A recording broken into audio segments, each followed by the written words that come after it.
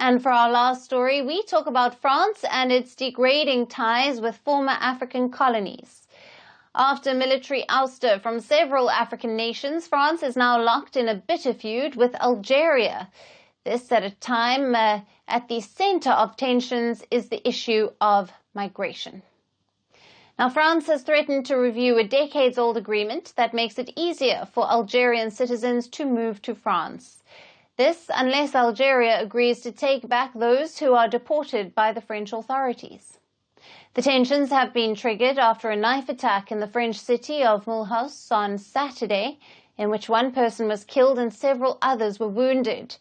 The suspect is a 37-year-old Algerian-born man who was on a terror watch list and subject to deportation orders.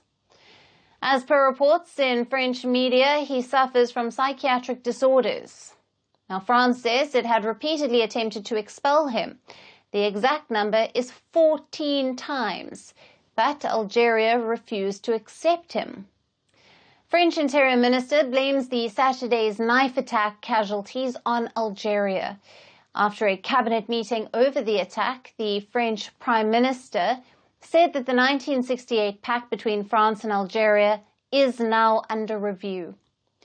Under the pact, Algerian citizens enjoy several exceptions to French immigration laws, making it easier to settle in France. However, the French government will take 4 to 6 weeks to review the deal. Algeria has denounced the new measures as provocation. However, French Prime Minister says that he will present to Algeria a list of people that Paris believes should return to their home country. He declined to say how many individuals are on the list, but said it was substantial. As per the UN estimates, over 1.6 million Algerians are living in France, making it the largest group of foreign-born people in the country based on their country of origin. France colonized Algeria for 132 years between 1830 and 1962.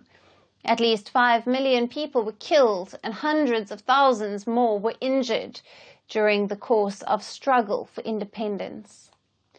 Though France in recent years carried out reconciliation efforts, the ties between the two nations have reached a new low.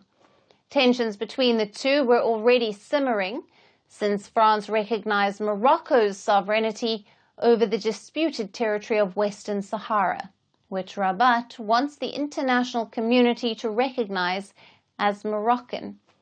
Now, that decision has angered Algiers, which backs the Polisario Front in Western Sahara that is seeking an independent state. Since then, France has also detained Algerian influencers on terrorism charges, while Paris has slammed Algiers as it has detained a French-Algerian novelist. Algeria also imposed trade curbs on France after the Western Sahara dispute. It is the latest row. Is this the final nail in the coffin? Merci beaucoup. Hi, how are you? Very well, thank you. Thank you for being here. Namaste, Mr. President. Bharat Kelogon, Komeri Namaste. How many people generally follow you in interviews? Typically in a month we have viewers up to 150 million, that's more than twice the population of France. And in the last 2 years we had 3 billion viewers. So I say, Laurent, this is your chance to be famous. You're on Firstpost. One word to describe your equation with Prime Minister Modi. Amitié.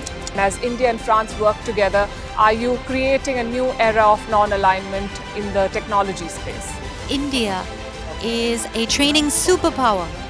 1 million engineers a year, more than all of Europe and the US combined. So we have that partnership. We have a partnership on the environment and the economy. We also have civilian nuclear programs, and that is something we've developed far beyond the France-India relationship. So we want to work together on AI. And then comes China with its DeepSeek, creating models at a fraction of the cost. Did that innovation take you by surprise? Did that breakthrough make you sit up and think, what did the Chinese do and how? But what did DeepSeek do? They took everything that was already available from the last AI model and then they recalibrated it. So are you going to ban Chinese AI in France? So we don't have this American approach of banning tech because of where it comes from.